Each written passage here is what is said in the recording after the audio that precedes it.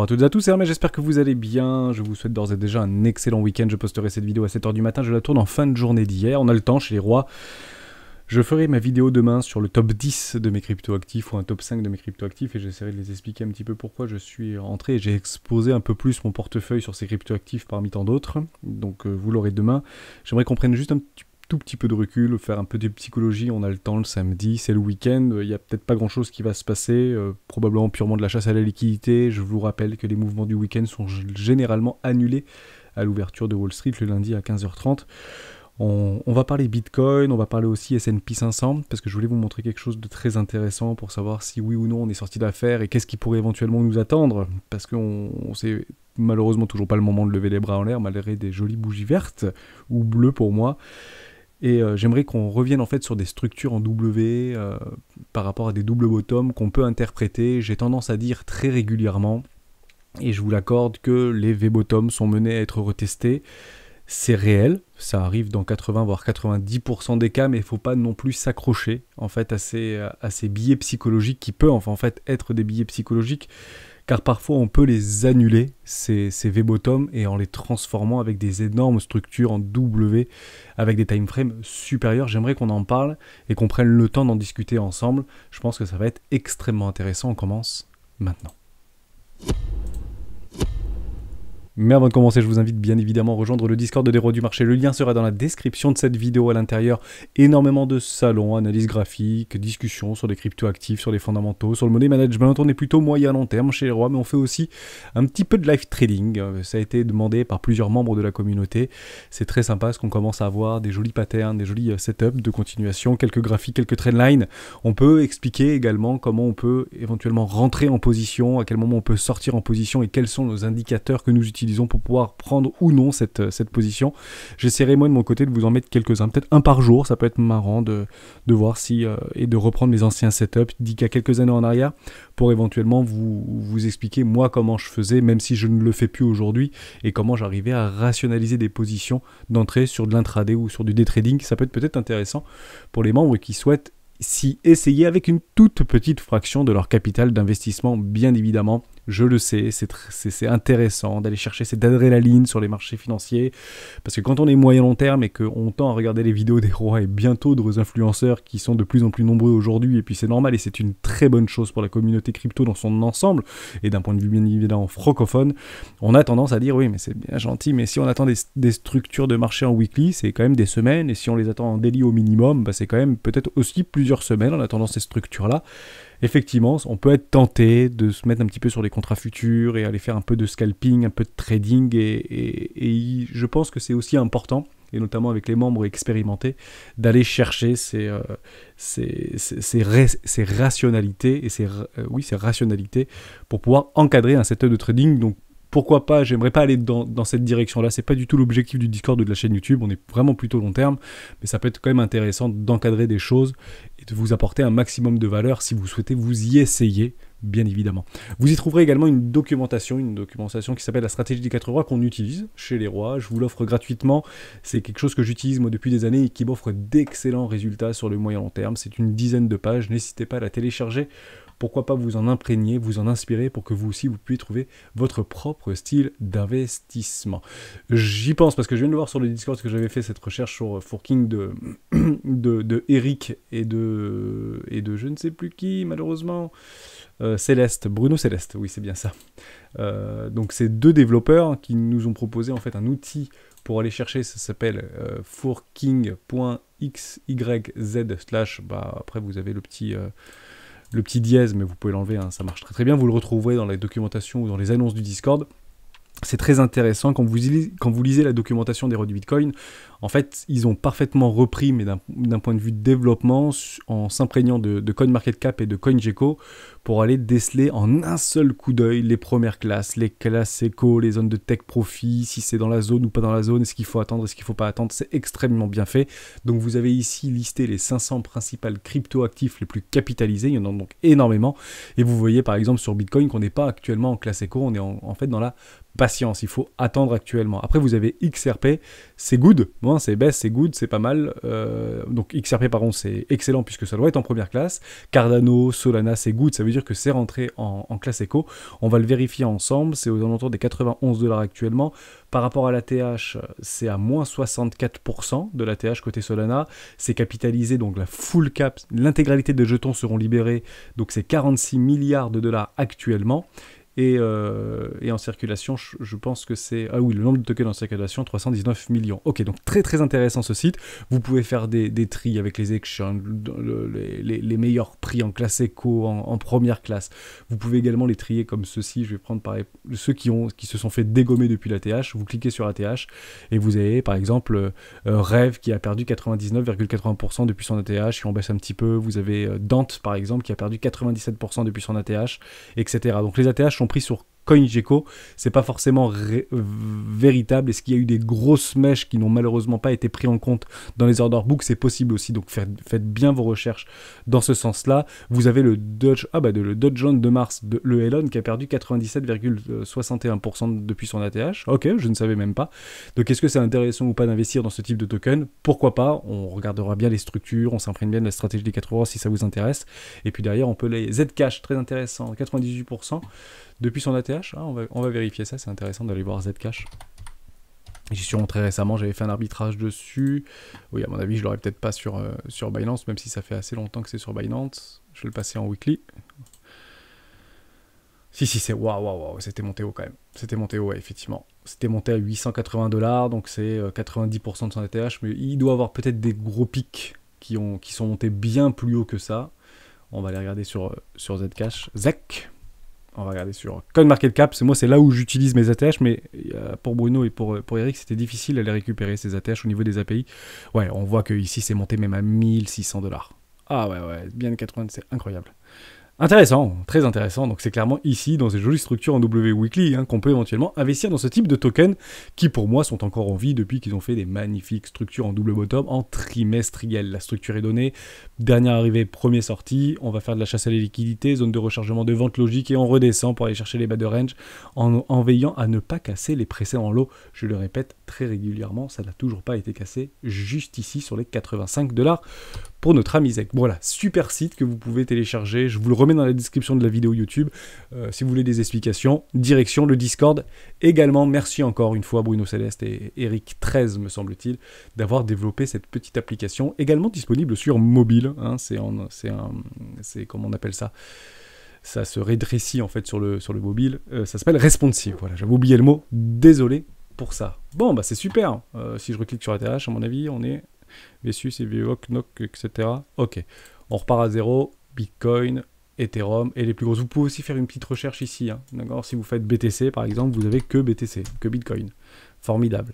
Enfin, tous les mots qui sont en Bitcoin. Vous faites une virgule, espace, ETH par exemple, et vous aurez également ETH, ou je sais plus comment on fait. Hop, il ne faut pas mettre de virgule. Non, si. C'est mon internet aussi qui est peut-être un petit peu lent en cette fin de semaine. Mais vous pouvez faire des recherches, etc. Et passer en mode sombre pour ceux que ça intéresse. Il y en a beaucoup qui me le disent dans les commentaires YouTube. Vous pouvez aussi mettre un mode sombre. C'est génial. Merci encore une fois pour ce développement. Ça nous aide au quotidien. Je l'utilise également de temps en temps. Il y a beaucoup de nouveautés. Il le développe régulièrement. Merci infiniment à vous. Encore une fois, je le dirai jamais assez. Et la communauté vous a également remercié pour ça. On continue avec Bitcoin. Très important. Bon. Il y a des choses qui sont intéressantes actuellement au niveau psychologie, au niveau émotionnel, au niveau situation, que ce soit géopolitique, que ce soit sanitaire, etc. etc. On a tendance à dire de façon assez simpliste, et c'est important de parfois prendre du recul sur les marchés financiers et d'essayer de se reposer sur des fondamentaux, certes, bien évidemment, mais sur des adages qui tendent à se répéter, comme par exemple le marché fait souvent le contraire de ce que la majorité pense, etc. Ou les bottoms de marché se posent en hiver pour faire des jolis rallyes au printemps.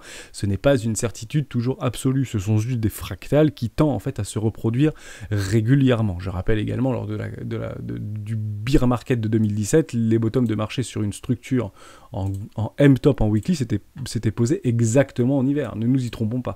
Donc avec tout ça qu'on peut éventuellement agrémenter pour essayer de parfaire notre rationalité, pour encadrer des prises d'investissement sur le moyen, long terme, voire très long terme, voire holder une cryptoactif ou un asset traditionnel, quel qu'il soit, permet tout simplement de prendre du recul et d'annihiler toute forme de stress et d'essayer d'assouplir au maximum nos émotions. Hein, c'est clairement le but du jeu de l'analyse chartiste, l'analyse graphique, et plutôt prendre du recul sur des longues time frames pour essayer de voir où est-ce qu'on se trouve actuellement. Jusqu'à preuve du contraire, la tendance sur Bitcoin reste haussière et je m'y tiens depuis des mois jusqu'à temps qu'on ne vienne pas casser les lots de 29 500 $ juste ici. Tant qu'on ne clôture pas en weekly sous ces lots, la dynamique long terme de prix notamment reste haussière. Or, on a plusieurs indicateurs techniques qui nous disent le contraire.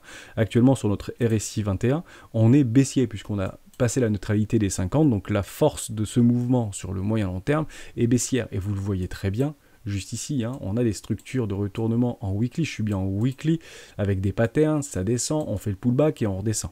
Okay, donc pour annihiler ce type de structure, qu'est-ce qu'on veut? C'est des magnifiques W weekly. On en avait eu un ici sur le prix qui nous avait propulsé sur un nouvel ATH. On avait structuré une énorme divergence qui s'est confirmée. Et cette divergence s'est confirmée quand on a eu la structure et la cassure de cette trendline, de ce support sur notre RSI 21 période. Or, sur le prix, c'est pas ce qu'on voit. Donc on tend à penser qu'il y a une divergence dite haussière cachée.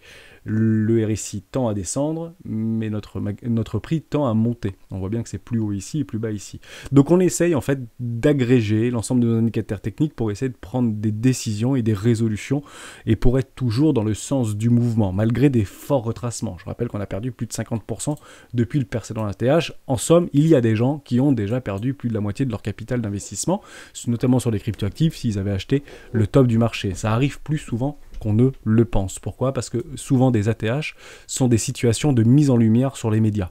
En somme, Bitcoin vient de casser les 65 000 $, prochain objectif 150 000 $. Et les personnes de notre entourage, on discute pour dire oui, moi j'y suis dans le Bitcoin depuis les bottoms ici, des 30 000 $, donc je viens de faire x2, j'avais mis 3 000 balles et j'en ai 6 000 maintenant. Et en fait, je l'avais déjà dit dans plusieurs vidéos, mais je le répète parce que c'est important. En réalité, nos proches, nos amis, notre famille, nos cousins, qui vous voulez, vos collègues de travail, ne vont pas du tout regarder ce qu'est Bitcoin, ce qu'est la blockchain, ce qu'est les marchés financiers, comment se comportent les mouvements de capitaux à travers les marchés des risques off et des risques on. Eux, ils vont s'attarder sur une seule chose, quelque chose qui marque, quelque chose qui choque, c'est la performance.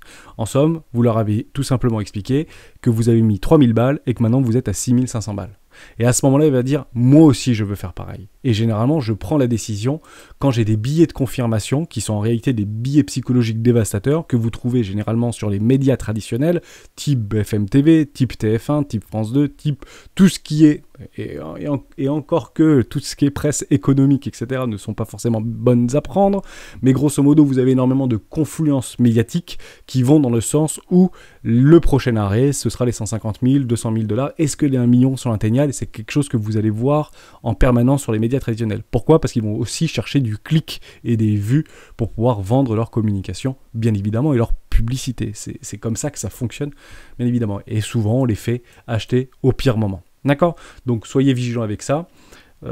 Au même titre que tous mes confrères influenceurs ou consoeurs influenceuses ne font jamais de conseils en investissement. Au même titre que des préconisations. On est plutôt ici pour essayer de transmettre une forme de pédagogie et surtout une expérience passée. Parce que ce que vous vivez aujourd'hui, si vous venez d'arriver sur le marché, partez du principe que 99% des influenceurs que vous écoutez aujourd'hui l'ont déjà vécu à votre place et se sont fait rincer, bien évidemment. Soyez-en complètement convaincu, c'est une certitude quasi absolue. Il y a toujours des exceptions, bien évidemment. Donc ça, c'était important. On va essayer de partir sur ces fameux W en weekly, ces W en daily, parce que je tends à dire que les VTOP sont menés à être retestés, donc on peut éventuellement attendre quelque chose comme ça. J'ai partagé quelque chose sur le Discord tout à l'heure, je ne sais pas si on va pouvoir le retrouver. Je vais essayer de le remonter un peu sur éventuellement des confluences sur les options. Je ne sais plus, analyse graphique, pardon. Je vais le remonter un peu plus haut. Je vais essayer de le retrouver. Hop, non, toujours pas. Il y a de très belles choses qui se mettent en place. Donc voilà, par rapport à une confluence sur les options, 25 mars, c'est 42 000 le max spec price. On peut éventuellement en 12 heures délimiter une espèce de épaule-tête, épaule inversée en construction qui nous donnerait éventuellement sur cette netline de cette épaule droite et épaule gauche, exactement les 618 pour pourquoi pas structurer une jolie structure en W qui nous donnerait, même en 12 heures, mais en daily, un W en daily, ce qui permettrait en fait de relancer sur un objectif des 40 44 000 $. Target, 25 mars, pour moi, 42, 44 000 $. Mais en réalité, j'en sais rien. Ça peut très bien continuer une tendance baissière, se retrouver à 30 000 $, ou pourquoi pas être à 70 000 $. On n'en sait rien. Donc on essaye tout simplement de poser sur papier une réflexion, et c'est clairement pour ça que le Discord existe, pour derrière, soit on la joue pas, mais au moins on structure une prise de décision et on structure un investissement. C'est clairement ça, en fait, l'idée même de mettre en place un plan d'action ou une stratégie d'investissement, que ce soit sur le court, moyen, long terme. Donc, c'est très important ce que je vais vous dire. On tend en fait à penser que les structures, les V-bottoms sont menées à être retestées, etc. C'est une certitude. Je passe en 4 heures. J'utilise aussi beaucoup sur les vidéos d'héros du Bitcoin ce type de time frame. Bon, on peut imaginer qu'ici c'est un énorme V-bottom. Les V-bottoms, même en 4 heures, sont probablement menés à être retestés pour structurer de très jolies choses. Si vous avez ça en 4 heures, vous avez très probablement ça en daily. Or, il ne faut pas s'accrocher à ce genre de choses. Pourquoi il ne faut pas s'accrocher à ce genre de choses? Parce que si vous passez sur la time frame supérieure, et les time frames supérieures seront toujours plus puissante que tout le reste. En somme, ici, quand vous voyez ce W qui n'était pas forcément très joli, mais on peut très bien dire que ici vous avez un énorme W en weekly. C'est clairement ce qu'on attend. Okay, le signal, il est donné ici, sur le Bitcoin. Il était donné en juillet 2021, le 26 juillet 2021, exactement sur les 36 800 $. Clôture de la bougie, le signal est donné. Maintenant, si on vient à zoomer sur cette mèche-là, juste ici, on a purement et simplement un énorme V-bottom juste ici. Il est magnifique ce V-bottom. Et on tend à dire les V-bottoms sont bien retestés. C'est vrai, sauf que la structure avait été donnée précédemment, même si derrière ça a été annulé par un M-top en weekly, derrière cet énorme M-top, ce petit énorme M-top en weekly, il est petit en daily, a été complètement annulé et pris au piège dans une énorme structure en W weekly. Donc cette structure annule toutes les précédentes. L'adage dit également, même si c'est venu et tend à être retesté, on peut le jouer, mais le problème c'est qu'on va se retrouver super haut. Vous voyez, même ici, on n'a même pas venu chercher les 618, et puis cet adage vient et tend à se vérifier, puisque, si, on est bien venu rechercher cette zone de rechargement, même les 686 juste ici, qui a bien été défendu. Oui, mais ça aurait très bien pu partir à 150 000 $. Si en réalité la psychologie ici était extrêmement baissière, ça veut dire que Bitcoin ne pourra pas aller au-dessus des 70 000 $. À ce moment-là, c'est très probable qu'il aurait transpercé et dépassé allègrement ces 70 000 $. Or, on avait bien repéré ensemble sur les rois du Bitcoin il y a quelques mois maintenant qu'il y avait énormément de personnes qui étaient en levier d'achat sur ces tops de marché. C'était 87% de long vs 13% de short, donc on s'est fait éclater la tronche. Et quand on se fait éclater la tronche, ça fait très très mal pour le coup. Il y a des sacrés pics de liquidation. Et on achète sur le premier arrêt, le premier arrêt ne tient pas, la dynamique est baissière, on continue à acheter le couteau et puis derrière on se reprend une cartouche et puis on continue parce que là on est dans une zone de rechargement d'achat moyen terme et on se reprend une carotte. Bon, vous comprenez un peu l'idée? Donc tant que la dynamique est baissière, malheureusement, on ne peut pas agir de façon rationnelle, même si nous avons des zones et des structures de marché qui nous tendent à dire le contraire. Ici, c'est exactement ce qui est en train de se passer. Comme ça, je ne pense pas qu'on y soit pour ce week-end, mais c'est pas... Il y aura pas je pense pas qu'il y ait des violents mouvements là dans les prochains jours et notamment ce week-end. Je peux me tromper bien évidemment. Donc je m'explique. Ici vous avez un énorme V-bottom. Les V-bottoms sont menés à être retestés. Il a été retesté, je suis bien en daily juste ici. Néanmoins, ce V-bottom n'a plus réellement besoin d'être retesté dans le cas où on vient structurer un énorme W weekly qui emprisonne quoi? Un M-top en daily. Cette figure chartiste est extrêmement bullish. Je vous le mets dans une autre couleur. On ne voit pas très bien, mais dans l'idée c'est bleu. Vous voyez un peu l'idée.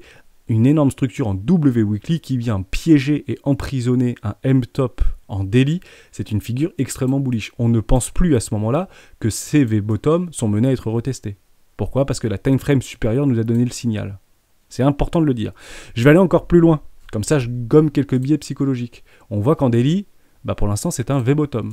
On est d'accord? On passe en 4 heures. V-bottom ou pas V-bottom? V-bottom, on est d'accord. Ouais, mais si je passe en 1 heure, qu'est-ce qui se passe? Waouh! Ah oui, en 1 heure, c'est plus du tout un V-bottom. C'est un très joli W-bottom en horaire. Voilà, il est ici, il est magnifique, la structure est donnée, on fait le petit pullback et derrière, on fait le rallye. Alors bien évidemment, ces structures en horaire sont beaucoup moins puissantes qu'en 4 heures, qu'en daily, qu'en weekly, qu'en mensuel ou qu'en trimestriel, voire annuel. On se l'accorde. Mais techniquement, il mérite d'exister ce petit W en horaire. Est-ce que ça veut dire, entre guillemets, que le 4 heures doit prendre aussi son V-bottom, que le daily doit retrouver son V-bottom, que le weekly doit retrouver son V-bottom, etc., etc., etc.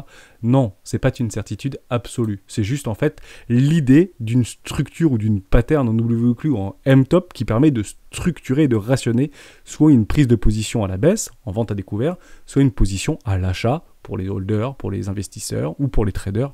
Bien évidemment, ça fonctionne très bien. Et beaucoup l'ont pris, et on a initié un petit short squeeze. Formidable. On tend à continuer ce short squeeze, c'est pour ça que je vous en parle. Et pourquoi on est en train de continuer à initier ce short squeeze? Parce que quand on vient sur Conyalise, c'est très marrant à voir, enfin c'est pas marrant du tout. Vous voyez qu'ici ça continue à monter, on latéralise et on est en train d'accepter un prix juste en dessous et on est en train de taper à la porte du premier arrêt. Je vous le montre ici. On est en train, tout doucement, de taper à la porte de notre premier arrêt, de ce précédent mouvement par rapport à ce up-top. Vous voyez ici, mon 382, il est là, vous avez le même pour le coup. Donc ici on commence à taper à la porte, bonjour, c'est rejeté, bonjour, c'est rejeté très fort, bonjour, ça vient de passer. Si on clôture ici, on vient de casser le premier arrêt.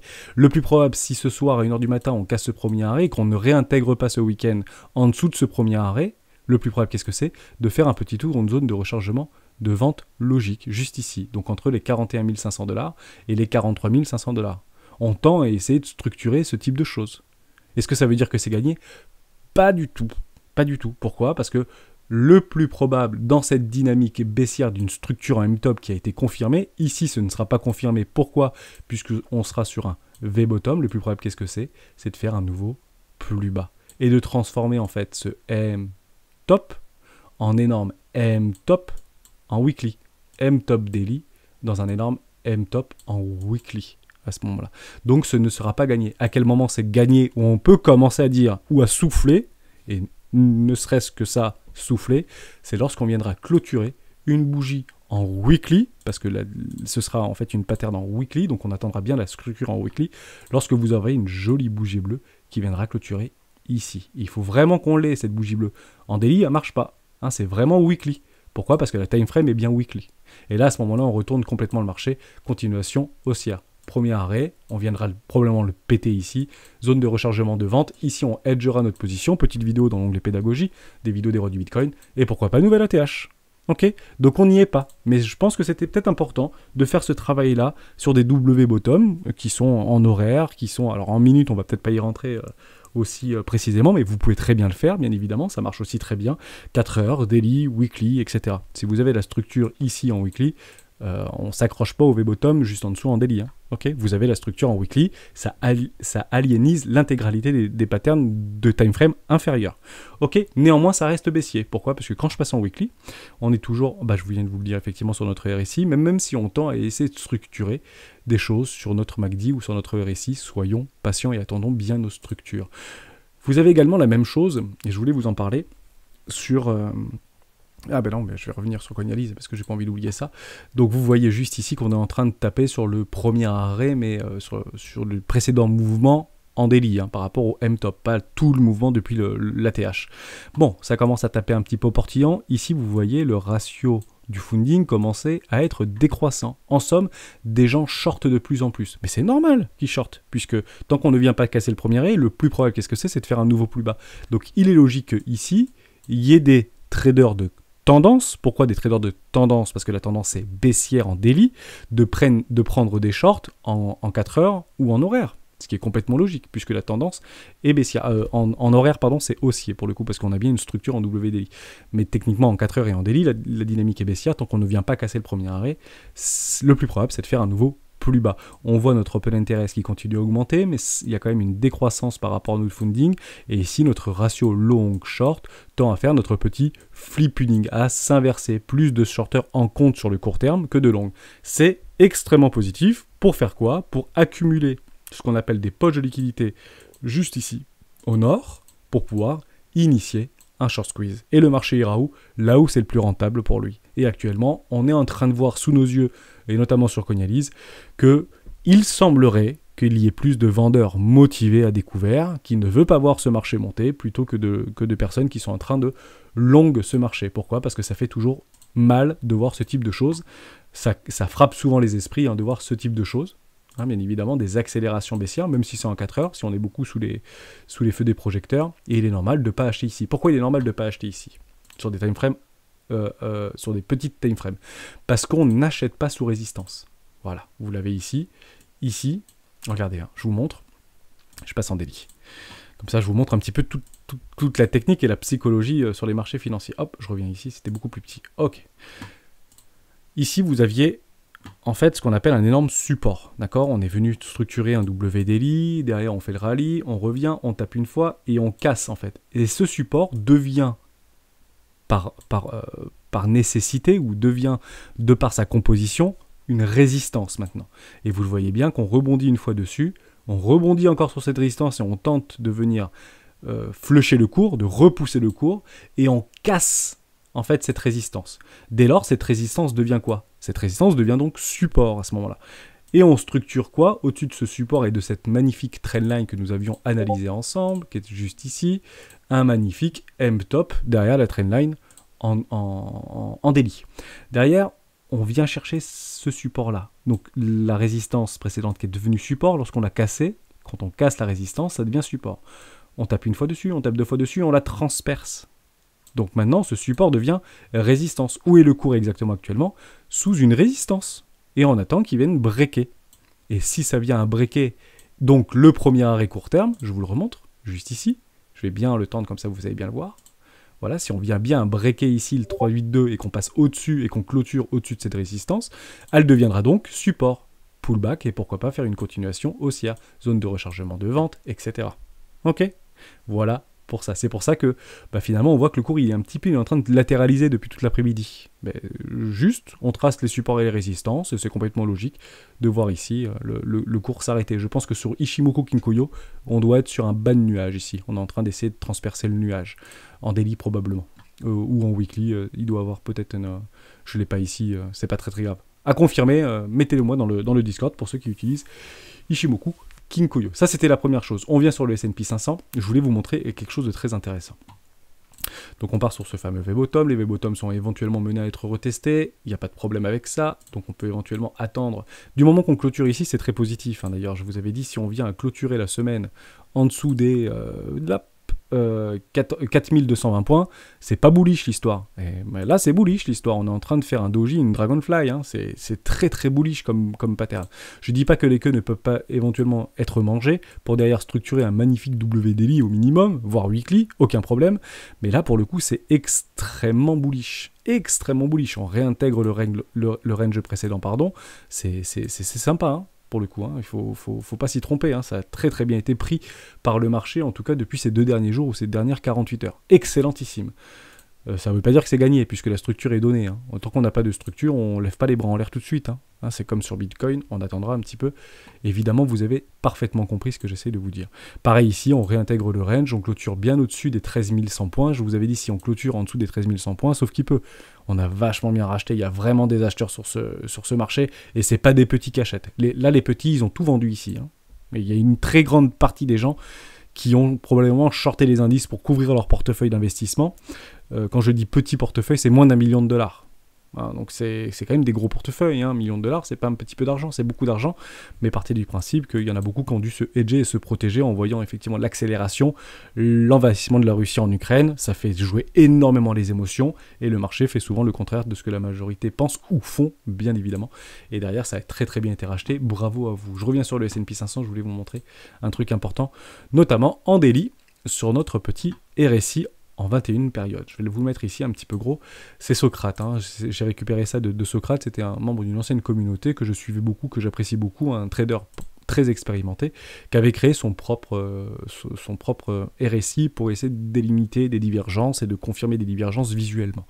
Bon, de toute manière, vous n'avez pas besoin de ce type de truc vert là, hein. Vous les avez ici, des divergences qui sont que potentielles. Pourquoi potentielles? Puisqu'on viendra la structurer avec un magnifique structure en W daily au niveau de notre RSI en 21 période. Si on revient à crosser au-dessus de notre ligne des 50, ça redevient bullish. Actuellement, c'est bearish hein, au niveau du S&P.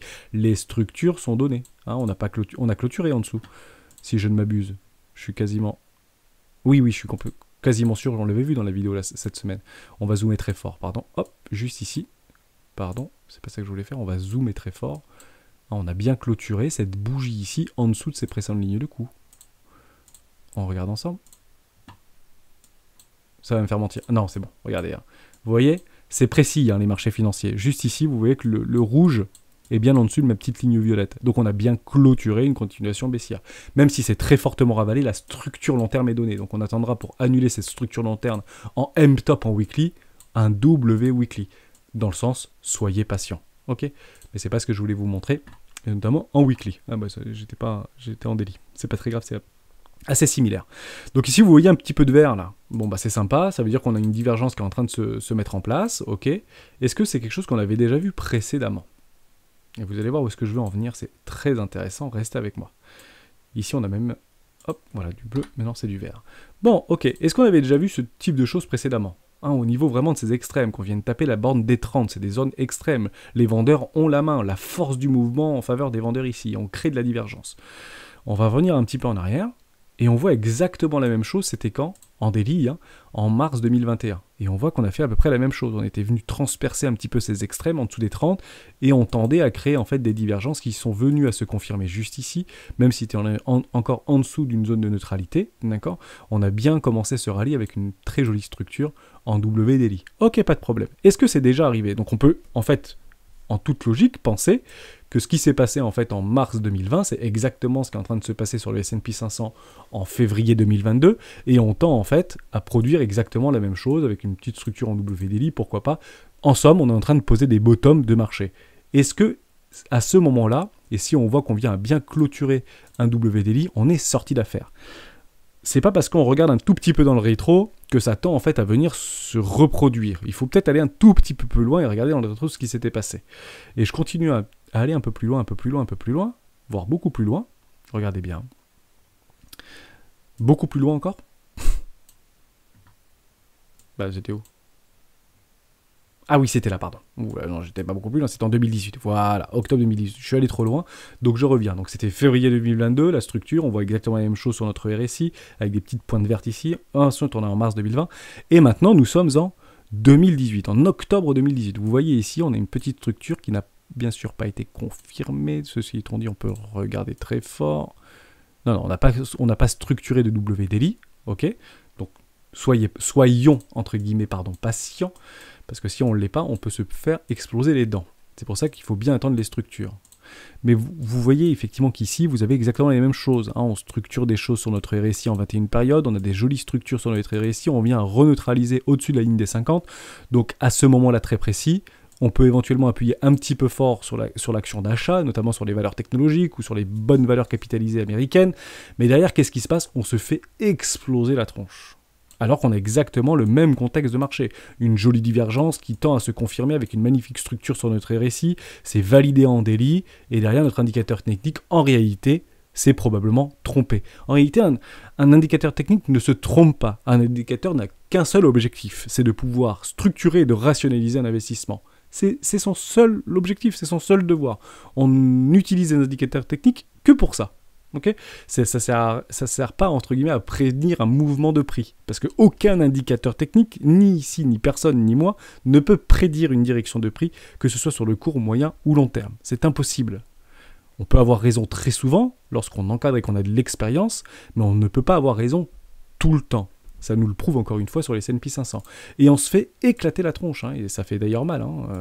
Pourquoi? Parce que probablement beaucoup d'acheteurs sur ce marché qui pensaient que ça ne pouvait pas aller plus bas. Posez-vous la question, nous étions en 2018-2020. 2018-2019. Qu'est-ce qui se passait en 2018-2019?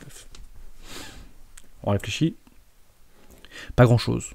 En réalité, il se passait rien en fait en 2018-2019. Donc en fait, le sentiment de ce retracement n'était peut-être pas compris par la majorité d'entre nous.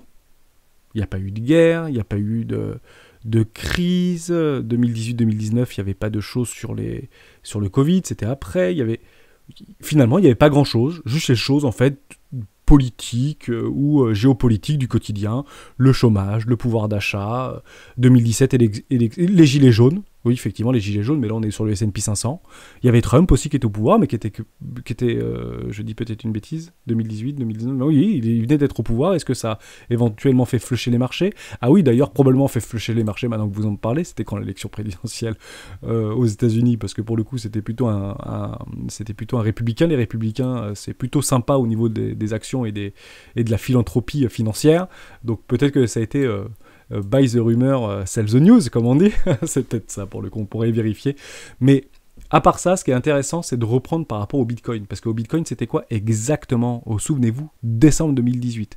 Vous voyez cette latéralisation qui s'est passée sur le S&P 500, on va chercher les bottoms, on vient pas transpercer les précédents lots, on structure des magnifiques W weekly des W bottom en weekly, derrière on a des espèces de petits retracements, on vient chercher les précédents lots, c'est super bullish et là ça flush. C'est exactement, et je dis bien c'est exactement, ce qui s'est passé en 2018, rappelez-vous quand, juste ici, hein, je peux pas faire mieux que ça, c'était exactement ici.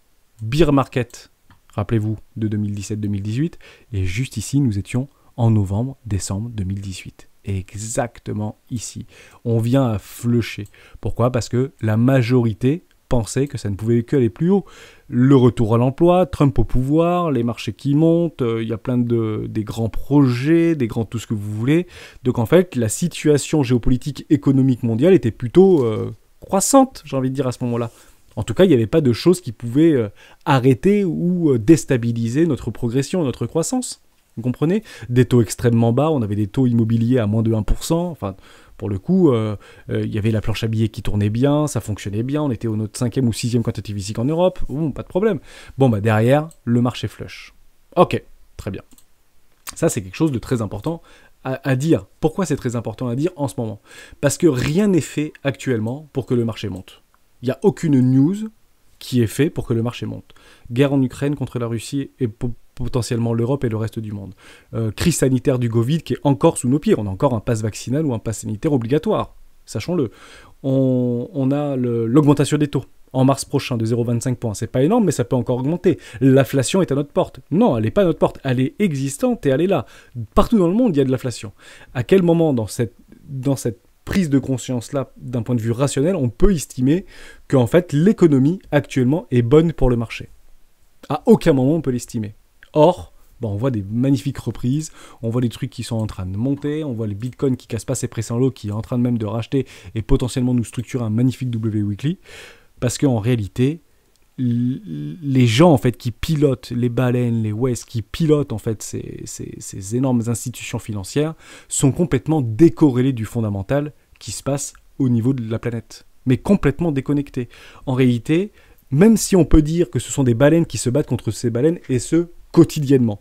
Ce n'est qu'une question de psychologie. Or, les marchés financiers sont purement psychologiques et encore pire, complètement irrationnels. Mais alors, complètement irrationnels. Tout le monde parlait, on prend du Brent. Bon, tout le monde parlait, l'augmentation, ça y est. Crise en Ukraine, le Brent augmente. On regarde le Brent? C'est pas celui-là, je pense. On va en prendre un autre. Celui-là? TVC? Bon, le machin, il repère 5% ou un truc comme ça. Il vient de passer les 100 $. Mais combien vous en avez entendu parler à la télé comme quoi le pétrole ne redescendra plus en dessous des 100 $? Mais il y a plein d'économistes que j'ai entendus il y a encore hier. Ça y est, ça vient de dépasser les 100 $. Prochain arrêt, 140 $, ça ne repassera pas en dessous des 100 $. Bon, le lendemain, ça passait en dessous des 100 $. Le lendemain, quoi. Donc, est-ce que ça va continuer à monter? On ne sait pas. Le fondamental rattrapera nécessairement la technique. Mais passer du principe que nos institutions commencent à se mettre en place et nos politiques commencent à se mettre en place pour organiser cette entre guillemets, guerre ou ce conflit actuel aux portes de l'Europe. Ils l'organisent. On peut regarder d'un point de vue technique, au niveau du pétrole, à quel point ça peut éventuellement complètement flusher. Est-ce qu'on a des structures ou pas? Ouais, on n'a pas de structure là pour le coup. Non, c'est pas une structure. On peut faire une analyse très rapide. Actuellement, on est en train de même de diverger. Regardez, ça monte très très fort ici, ça monte très fort. Mais en fait, la demande ne suit pas. En tout cas, notre dynamique interne ne suit pas. Est-ce que c'est bullish? Oui, c'est bullish. Non, c'est toujours pas bullish d'ailleurs. C'est même bearish puisqu'on a structuré un M-top ici. Mais on n'a pas retrouvé ce W. Je suis en weekly sur le voilà. Ici, vous avez une énorme divergence qui est en train de se mettre en place. On est dans un enfoncement de surachat, d'absurdité de surachat, depuis des mois maintenant sur le pétrole. Je ne vais pas faire de pari. Ah, très intéressant. Je suis sur le Brent, je suis bien ça, oui, 800 $, je suis bien sur le Brent américain. Derrière, on est dans une énorme pattern. Dans un biseau descendant, est-ce qu'on vient de casser ou passer de trendline? Oui, on fait une analyse très très rapide. J'ai des supports, ok, je suis baissier, regardez, on prend juste par rapport au bottom, sur ces précédents. Je suis dans une zone de rechargement de vente. Ici, je le fais très rapidement avec vous. Derrière, on structure quoi? Des nouveaux plus bas. Donc, on attend des structures. Encore un nouveau plus bas. Donc, on attendra encore des structures. Crise de Covid juste ici. On vient chercher des lots. On fait une jolie structure quand même ici. Et derrière, on se retrouve, vous regardez. On reprend par rapport à nos tops de marché. On prend nos bottoms de marché. On vient quasiment chercher un 618 pour après flusher. Mais actuellement, on est où sur du très long terme? Où est-ce qu'on est sur du très long terme? On est en train de se rapprocher d'une zone de rechargement de vente logique actuellement sur le gasoil. On est en train de se retrouver ici. D'ailleurs là, c'est crise de 2008. Effectivement, s'il n'y avait plus d'économie, crise de 2008, très bon rebond technique, derrière le flush. Qu'est-ce qui s'est passé à Crimée en 2014? Très intéressant. Ah oui, Crimée 2014. Pour le coup, c'était un acte de guerre, même si c'est plutôt... on l'a plutôt laissé paraître un petit peu moins violemment qu'aujourd'hui. Bon, le pétrole s'est complètement effondré. Rassurez-vous qu'on est en train de travailler avec les Iraniens, avec l'Arabie Saoudite, même s'ils vont s'en mettre plein les fouilles, ils ont besoin de nous pour vivre aussi. Ils ont besoin de nos dollars et de nos euros pour pouvoir créer leurs infrastructures, etc. Donc là, on est en train de se rapprocher de quoi? D'une zone de rechargement de vente logique très long terme au niveau du pétrole. Ne soyez pas complètement étonnés de commencer à avoir des structures entre les 120 $ et les 100 $ et réintégrer très fortement quand probablement ce conflit, dans quelques semaines, quelques mois, aura complètement disparu. Je ne dis pas qu'il ne peut pas venir sur les 117 ou les 140 $, je ne dis pas complètement le contraire, je dis juste que est-ce que c'est ici qu'on achète du pétrole ou du Brent pour pouvoir se couvrir par rapport à des fluctuations de capitaux? La réponse est non, c'est clairement pas ici, et d'ailleurs les indicateurs commencent à nous le dire. N'achetez pas, on a de la divergence. Alors ça peut tout casser vers le haut, et à ce moment-là je dis plus rien. Si on vient clôturer ici en weekly, la dynamique interne sera complètement haussière. Mais on est dans des extrêmes, Regardez ici, on a bien été dans un extrême, on l'a dépassé, mais derrière ça flush fort. On passe de 84 $ à 18 $. Bon, crise Covid, je l'entends, mais techniquement on y est quoi. Ok, on n'est pas sorti d'affaire encore. Donc le dollar, le pétrole est bullish. Oui, puisqu'on ne peut pas en fait annihiler ce type de structure, mais si on prend un petit peu de recul, on approche complètement dans une zone de turbulence. Et d'ailleurs, regardez, ça a vachement rebondi ici. C'est impressionnant. Ça a tapé les 106, c'est revenu en dessous des 100. Énorme, intéressant. Donc voilà comment en fait on essaie de structurer et de rationaliser une rhétorique par rapport à des prises de décision, des prises de position.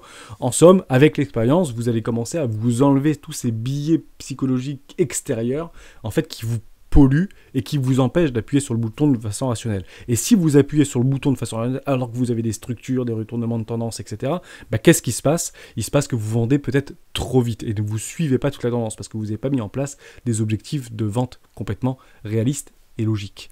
42 minutes. Je finis juste sur Polymath. Polymath, c'était très intéressant. Je vais pas aller là-dessus. Polymath. Je sais plus pourquoi je voulais vous en parler de Polymath, mais je trouvais ça sympa. On y va. Non, c'est pas celui-là que je voulais vous montrer. Polymath Binance, pourquoi je voulais vous en parler? Oui, très intéressant. Ok. Donc c'est sympa. C'est actuellement en fait ce qu'on voit sur énormément de structures, de retournements, etc. sur nos cryptoactifs. Alors, c'est intéressant dans ces mouvements troubles d'aller focaliser ou peut-être regarder, même si c'est sur des cryptos peu capitalisés, donc éventuellement moins de 5 milliards de dollars de market cap, des choses qui ont déjà proposé des jolies structures pour essayer de jouer la continuation de tendance, mais toujours dans une zone de rechargement à long terme. Donc c'était très haut, Polymath, ça s'est complètement fracassé la tronche, derrière ça retourne, et puis ça fait des très jolies performances. Moi j'avais pris un ordre ici l'année dernière. Bon, c'est pas mal, plus 900, plus 1000%, etc. Bon, un petit peu de frustration, pourquoi? Parce qu'en fait, je ne suis pas venu chercher exactement mes 1,618 sur une zone de take profit, massif profit. Je ne l'ai pas eu. Est-ce que c'est pour ça que je vais tout vendre mes Polymath? Mais pas du tout. Attendez vos structures et attendez que ça vienne fil en fait vos ordres. Bien évidemment que j'ai pris mes 110%, que j'avais même peut-être un tout petit peu réinvesti ici, je ne sais plus du Polymath, j'en doute pour le coup. Derrière, j'attendais mes... voilà, je l'ai oublié, très long terme. Ça me mettra 10 ans pour aller chercher mes 1,618, mes 2,610, mes 3,618, mais je peux attendre. Néanmoins, c'est très intéressant ce qu'on voit, parce que sur plein de cryptos, on tend en fait à venir chercher des énormes structures en W weekly. Et on a tendance à dire, dans ces moments un peu de peur, de capitulation, d'aller chercher un peu des rois de pique pour prendre des lignes de coup. Je vais vous montrer après Solana, c'est très intéressant. J'achèterai, si ça vient pile sur les 0,24 centimes, j'achète. Mais malheureusement, ce ne sera pas la meilleure solution. Pourquoi ce n'est pas la meilleure solution d'acheter pile les 0,24 centimes sans structure? Parce que ça voudra dire qu'on continue, en fait, la dynamique baissière. Or, pour qu'on soit, même si on est gourmand, même si on a envie, en fait, d'avoir rapidement nos prises de profit. On ne veut pas prendre 1000 $ là-dedans ou 500 $ là-dedans pour après perdre 50%. Même si en termes de rationalité, c'est ce qu'on va retrouver dans la stratégie des 4 rois, parce qu'on a un peu des warriors, mais parce que la dynamique reste haussière sur le long terme, etc. Si vous avez une structure sur Polymath juste ici, ou un petit W daily, ça peut être intéressant de rentrer dedans. Pourquoi ? Je ne dis pas d'acheter du Polymath, hein, c'est juste qu'il m'a offert de très jolies performances. C'est qu'on est actuellement toujours dans une zone de rechargement long terme d'achat, ici entre les 618 et les 786, vous le voyez comme moi, juste ici. Donc c'est clairement ici qu'il y a des baleines qui achètent. Elles achètent où les baleines ? Dans des zones de rechargement d'achat. Eco, première classe. Polymath est beaucoup plus résilient. C'est exactement la même chose, si vous voulez, que sur Solana. Solana, top crypto Hermès pour le coup. Je vous en parlerai demain. Juste ici, voilà. Donc Solana, on est très nombreux très probablement à aller chercher des points bas sur les 48 $, 50 $, sur des énormes structures en W weekly. Bon, est-ce qu'on va y aller ? Est-ce que c'est une certitude absolue d'y aller ? Non, c'est pas une certitude absolue. Donc dès lors, comment on peut en fait, si vous voulez avoir du Solana, parce que si ça repart à la hausse, on va peut-être avoir des frustrations. Donc je rappelle en fait l'idée même de la stratégie des 4 rois, c'est en fait vous diviser par 3 minimum votre position que vous aviez décidée. Exemple, j'ai 10 000 € et je finirai la vidéo là-dessus. J'ai 10 000 € et je veux mettre 5% de mon capital là-dedans. Donc 500 €. Et bien mes 500 €, ici à l'aveugle, je peux très bien prendre, ou sur un tout petit W daily, hein, vous l'avez eu ici, votre W daily, hein, malheureusement ça s'est retourné. C'est pas une science exacte, c'est pas une science infuse. Donc derrière, sur mes 500 €, je voulais mettre 5% de mon capital, ou 10% de mon capital, on va arrondir, je mets 250 € là-dedans. Juste là à l'aveugle. Derrière, ça continue à baisser. Bon, on peut imaginer que sur un point bas ou sur une capitulation à moins 30% pour pouvoir lisser mon prix, ou moins 40%, voilà, moins 30%, ça les a pas atteints, mais je remettrai 250 €. Dès lors, je ne suis plus en dehors du train. Je suis dans le train sur Solana. Alors que la dynamique est baissière sur Solana, jusqu'à temps qu'on n'a pas de structure en W weekly. On est totalement d'accord avec ça. On se suit complètement. Ensuite, à ce moment-là, est-ce que je mettrai ou pas une pièce sur cette neckline de W ? Pas nécessairement, parce que ce serait plutôt un investissement 3 ici. Or, vous pouvez toujours remettre 250 € pile sur la neckline, donc vous avez lissé votre prix aux alentours des 75 $, ce qui est très intéressant, et après attendre une magnifique structure en W weekly, voire beaucoup plus haut, pour pouvoir doubler votre investissement. Et vous aurez en fait la dynamique dans votre dos. La tendance sera votre ami à ce moment-là. Actuellement, si vous achetez ce marché et mettez un peu trop d'exposition de votre capital d'investissement, de la position que vous vouliez mettre sur Solana, quelle qu'elle soit, risque malheureusement de vous créer des sueurs froides, puisque la dynamique est complètement baissière actuellement sur Solana. À quel moment elle sera haussière ? Vous tirez une trendline, extrêmement simple. On peut regarder juste après les indicateurs techniques. Je ne voulais pas forcément parler de Solana, mais je trouvais ça très intéressant. Vous avez une trendline ici par rapport aux deux précédentes bougies. J'aime bien prendre celle-là. Moi, je ne vais pas les prendre beaucoup plus loin. Si derrière, vous avez une structure comme ceci, derrière la trendline, ou quelque chose comme ça, j'aurais bien aimé avoir, parce qu'on est parti mêcher un petit peu en dessous, là. Je pense que c'est pareil sur les autres exchanges. À ce moment-là, vous avez une magnifique structure en W daily derrière la trendline, c'est gagné, quoi. Il faudra aller ici, et là vous avez vraiment la structure dans votre dos. C'est clairement en fait comme ça qu'on va pouvoir rationaliser une prise d'investissement. On regarde rapidement juste les indicateurs techniques, on est complètement dans un enfoncement. Waouh, impressionnant, regardez ça. Ça pour le coup c'est rare, ça c'est rare. Vous avez un écrasement des volumes en weekly, mais derrière vous avez un W complètement croissant. Ça aspire du Solana, et c'est sévère. Pour le coup c'est vraiment sévère. On va passer en jour. C'est impressionnant. On a un écrasement complètement des volumes. Il y a personne qui a mouché ici.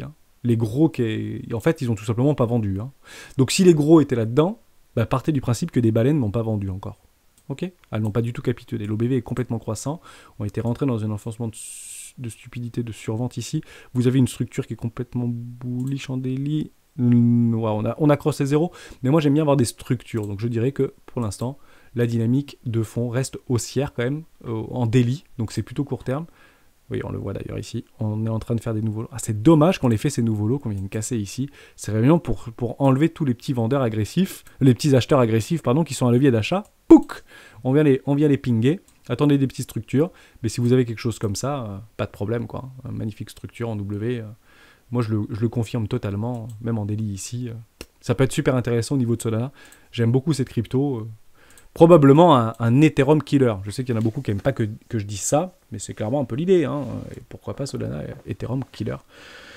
Bien évidemment, en termes de capitalisation, je parle. Pas forcément en termes de technologie, pas forcément en termes de vision, pas forcément en termes de... C'est vraiment en termes de market cap. Peut-être que demain, Solana, je crois actuellement c'est 50 milliards.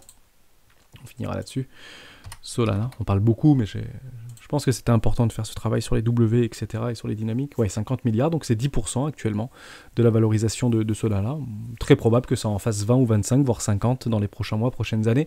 Bien évidemment, on ne pourra pas prétendre à d'énormes poussées haussières x10, x30, x80 sur Solana dans les 3 prochaines années. C'est peu probable, malheureusement. Vous avez d'autres cryptos qui peuvent vous offrir ce type de rendement et ce type de performance, mais le risque est entre guillemets équivalent à ce type de baisse, hein, à ce type à ce type d'explosion entre guillemets haussière, puisque bon, on voit que depuis le plus haut ici, Solana a perdu voilà, jusqu'à 70%. On a beaucoup de cryptos et qu'on pourrait voir et qu'on a beaucoup énuméré dans les top 10 des cryptoactifs des membres, qui ont perdu 88%, 90%, 92% depuis leur précédent ATH. Très intéressant Solana, attendez bien évidemment vos structures, hein, on le répétera jamais assez, mais clairement si vous avez un petit truc comme ça, c'est peut-être intéressant de mettre une petite position ici. Et une petite position ici, c'est bien à faire des plus bas parce que la structure est donnée bien sûr en weekly. Et pourquoi pas attendre des magnifiques structures. On n'est pas encore sorti d'affaire. C'est pas le moment de lever les bras vers le ciel, mais on s'y rapproche tout doucement puisque très probablement que le marché fera l'exact opposé de ce que la majorité s'accorde à penser aujourd'hui par rapport aux événements qui nous tombent un peu dessus et qui sont à nos portes et aux portes de l'Europe. Merci à tous d'avoir suivi cette vidéo jusqu'au bout. On se retrouve demain dans mon top 10 dans une vidéo des héros du Bitcoin. Ciao.